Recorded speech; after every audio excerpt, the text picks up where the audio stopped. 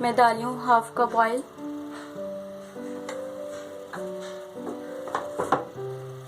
और उसमें मैं डाली हूँ 1 अदद दरमियानी कटी हुई प्याज। मैं इस प्याज को अच्छे से लाल कर लूँगी। देखते हैं मेरी प्याज ब्राउन हो गई। अब मैं इसमें डालूँगी 1 टीस्पून जीरा, इसको भी मैं चला लूँगी। देखो अब मैं इसको अच्छे से मिक्स करूँगी।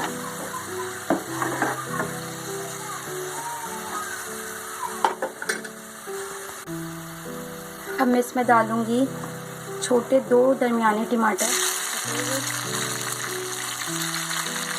और 5 से 6 अदद हरी मिर्च, और अब मैं इसको अच्छे से चलाऊँगी।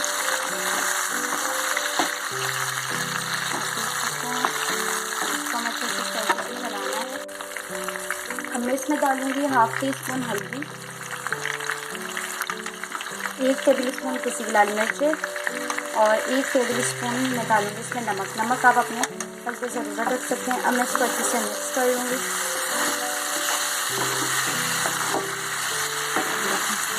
आपको इसको अच्छे से मिक्स करना है और टमाटर को पकने रख देना है जब तक ये अच्छे से गल जाए। देखते हैं टमाटर सारे अच्छे तरीके से गल गए हैं। अब मैं इसमें भिंडी ऐड कर दूँगी।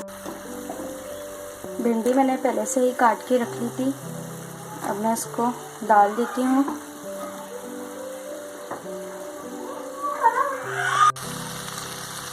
आप देख सकते हैं मैंने भिंडी को डाल के अच्छे तरीके से मिक्स कर लिया है और मैं इसको 15 से 20 मिनट के लिए पकने रख दूँगी ताकि ये अच्छी तरीके से अंदर से गल जाए। आप देख सकते हैं हमारी भिंडी बिल्कुल 15 से 20 मिनट में बन के तैयार हो गई है। चलिए तब हम इसको डिश आउट कर लेते हैं। मैंने भिंडी को डिश आउट कर लिया है। आप देख सकते हैं बनने के बाद ये कैसी लग रही है। प्लीज़ आप मेरे चैनल को लाइक, शेयर और सब्सक्राइब कर दीजिएगा। अल्लाह हाफिज़।